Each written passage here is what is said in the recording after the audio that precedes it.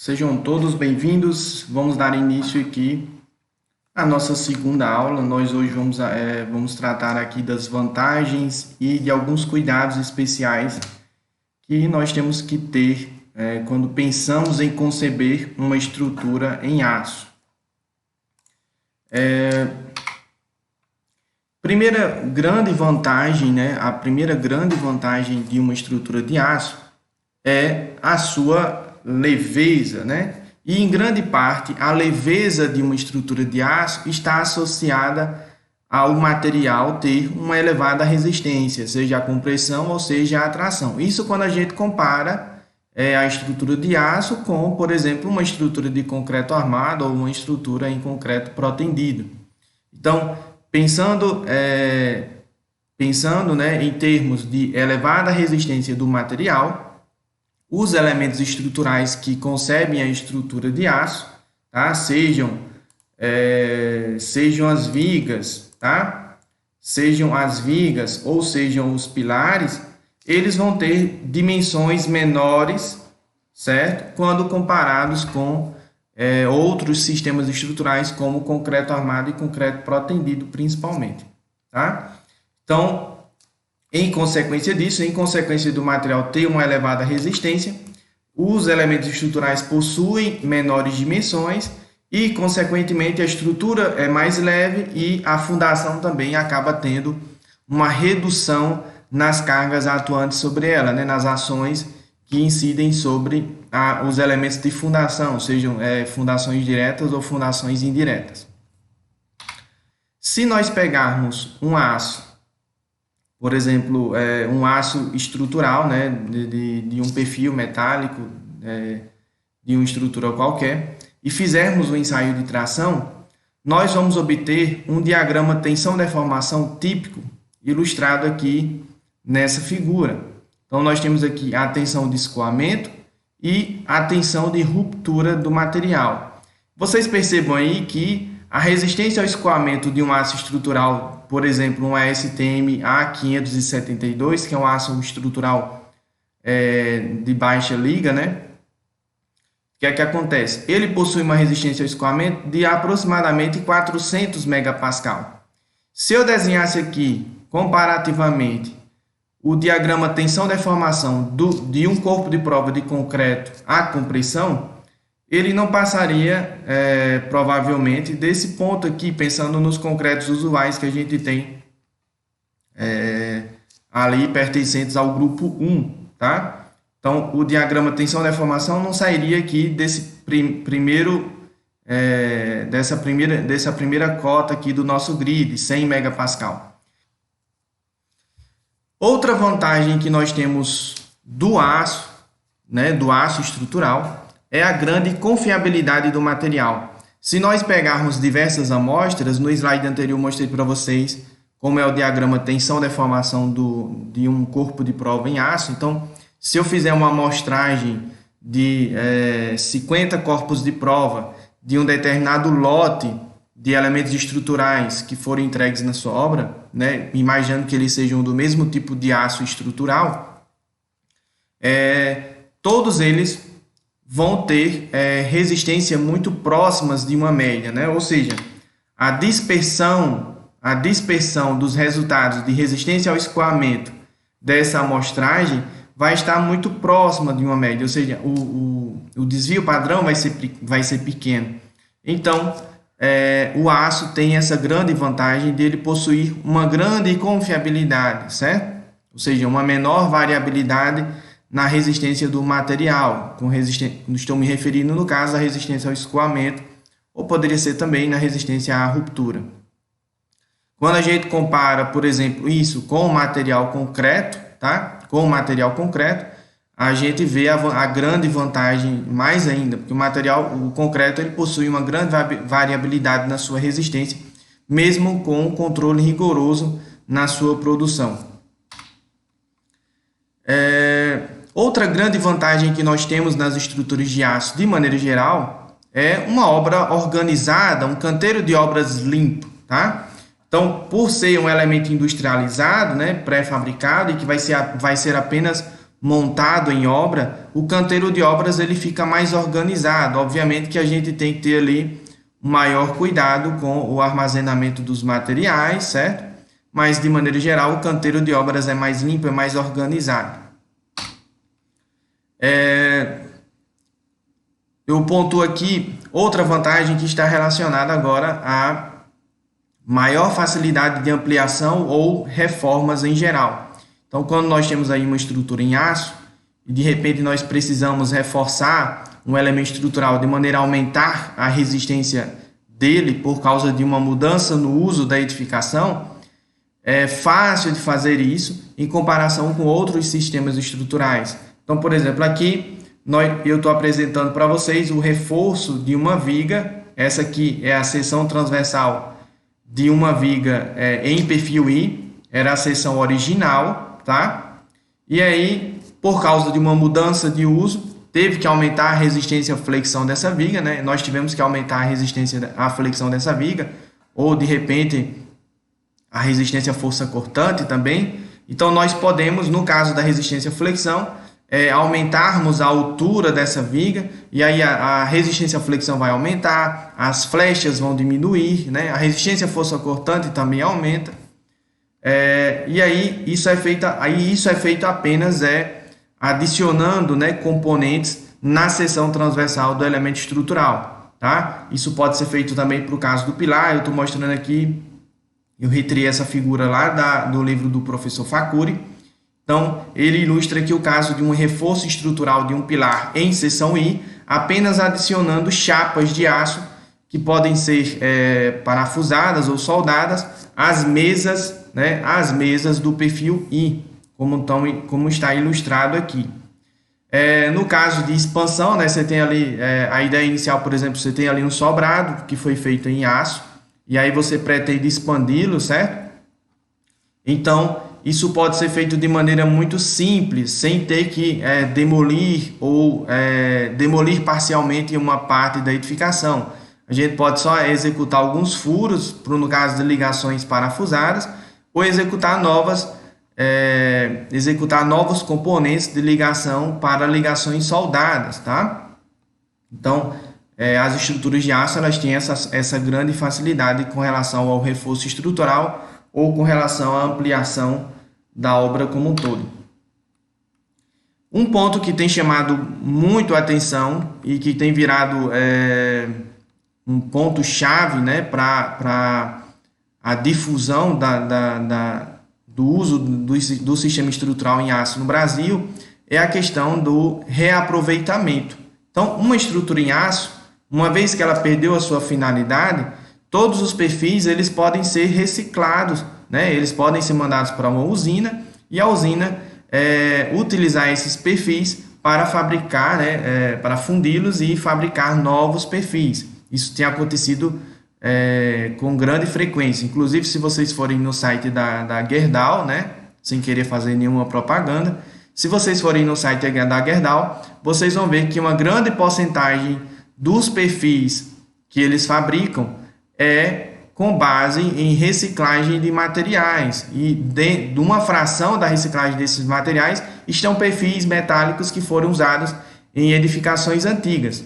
Então existem galpões em grandes centros urbanos que reúnem esses materiais para reciclagem e aí enviam para as usinas, certo? Outro caso que pode acontecer também de repente uma edificação em aço em uma determinada localidade perde a sua finalidade e aí o proprietário decide remontar, né, reutilizar esse material para construir uma edificação em outra localidade, em outra cidade, em outra região. Então todos os perfis eles podem ser desmontados no caso de ligações parafusadas, certo? Os perfis podem ser desmontados e transportados para outra localidade e montados novamente. Então, há essa possibilidade de desmontagem da estrutura para que ela seja reaproveitada em outro local. Tá bom? Um ponto muito forte, né, e que chama muito atenção no caso das edificações em aço é a questão da rapidez de execução. Qualquer obra que tenha elementos, quanto mais elementos industrializados nós temos em uma obra, maior é a rapidez dela. Então, no caso de uma estrutura em aço, a rapidez chama a atenção, tá? Se vocês forem, por exemplo, se vocês forem para o caso da construção da ampliação do supermercado Atacarejo aqui em Pau dos Ferros, em poucas semanas eles executaram toda a parte superior da edificação em aço. Então, é uma obra que, para quem não está acostumado, ela realmente assusta. Em poucas semanas de trabalho, toda a superestrutura já fica montada, certo? Então, é uma rapidez muito grande e aí acaba virando uma grande vantagem do sistema estrutural. E aí, nós vamos agora mudar um pouquinho a face da nossa análise e vamos tratar agora do que seria, segundo alguns autores, do que seriam as desvantagens. Mas eu prefiro, ao invés de chamar de desvantagens, eu prefiro chamar de cuidados especiais que a gente deve ter com as estruturas de aço. Por quê? Por que não chamar de desvantagem? Porque desvantagem no caso dessas que eu vou apresentar, seria um termo muito pesado, pensando principalmente que essas mesmas desvantagens que nós temos aqui, elas acontecem em outros sistemas estruturais, seja em concreto armado ou seja em madeira, tá? Então, não são desvantagens que destacam elas de outros sistemas estruturais. São apenas cuidados especiais que a gente deve ter de maneira a aproveitar da melhor forma possível aquele sistema estrutural, sem que a gente tenha surpresas posteriores. Então, eu apresento aí o primeiro cuidado especial que a gente deve ter com as estruturas em aço é a questão da corrosão, tá? Uma estrutura em aço que não tenha sido protegida convenientemente, tá? Que não tenha recebido uma pintura adequada, ela vai sofrer corrosão em poucos anos, tá? 5, 10 anos ela já vai ter pontos ali de corrosão acentuada. E aí, à medida que a corrosão avança, a espessura das chapas que compõem o elemento estrutural, elas vão reduzindo. E aí, consequentemente, a resistência daquele elemento estrutural também vai reduzindo até que, eventualmente, a gente pode ter um colapso, né? Se a peça não conseguir redistribuir os esforços. Então, eu apresento aqui, um cuidado especial que está sendo aplicado aí nesse projeto, nessa obra, que é a pintura, tá? Provavelmente esse operário está aplicando um primer, certo? Esse primer, ele é especificado no projeto estrutural de aço, tá? Dependendo da agressividade do meio, o projetista deve prever a espessura, né? A espessura desse primer e a espessura da pintura final, tá? De maneira a dar condições para que esses perfis metálicos tenham uma certa inércia, né? Uma certa inércia em relação ao início da corrosão, tá? Não quer dizer que essa pintura ela vai conseguir proteger a estrutura de aço durante toda a vida útil dela. Não, significa que ela vai retardar, né? Ela vai retardar de maneira acentuada o início da corrosão. Nós podemos também utilizar em situações em que a corrosão é muito acentuada, né, de certa forma, nós podemos utilizar os aços patináveis, que são aços que criam uma pátina na superfície à medida que eles vão sofrendo corrosão. E aí essa pátina impede a penetração de agentes corrosivos, né, na estrutura do aço, certo? Na microestrutura e, portanto, impedindo que ele continue o processo de corrosão de forma acentuada. Então, essa pintura, essa cor, né, avermelhada que vocês estão vendo aqui na superfície desse elemento estrutural, na verdade, é o produto das reações químicas da corrosão. Então, essa película avermelhada que fica aqui na superfície do nosso elemento estrutural, ela vai garantir ali vai garantir uma proteção adicional contra a corrosão da nossa estrutura de aço. Outro cuidado especial que nós devemos ter é com relação à resistência ao incêndio, tá? As estruturas de aço, de maneira geral, elas apresentam uma grande perda de resistência e de módulo de elasticidade com o aumento da temperatura. Então, eu apresento aqui esse gráfico em que nós temos os fatores de redução tanto para a resistência ao escoamento como para o módulo de elasticidade do material em função da temperatura que nós temos ali naquele ambiente.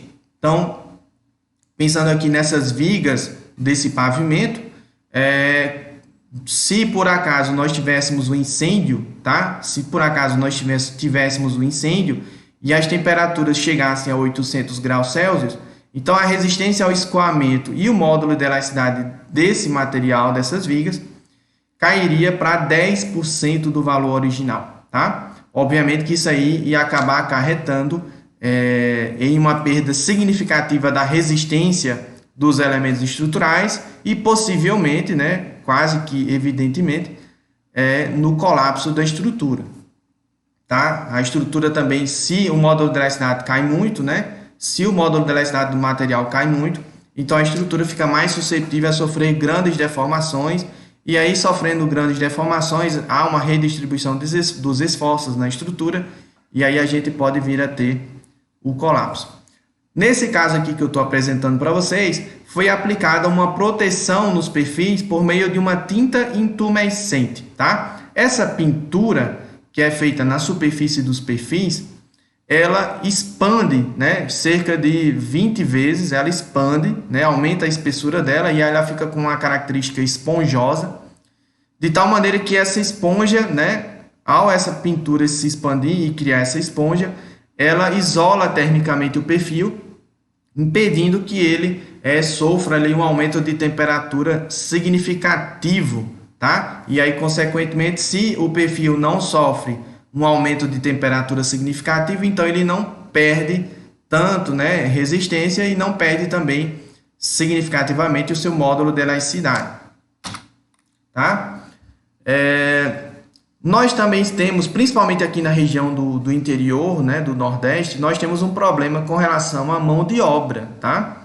Então, em algumas regiões do Brasil, principalmente o Sul e Sudeste, a mão de obra, né, para construção e fabricação de estruturas em aço, ela é mais fácil de ser obtida, tá?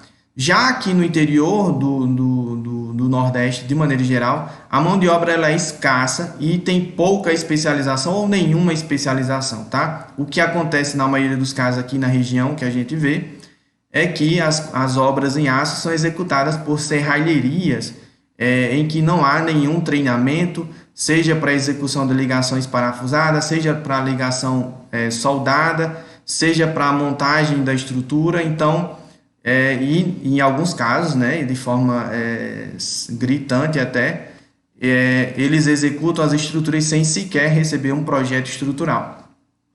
Então, nós temos esse problema aqui na nossa região do interior do estado, que é a questão da falta de mão de obra especializada, e eu poderia até dizer também falta de fábricas especializadas na montagem, né, na fabricação das estruturas.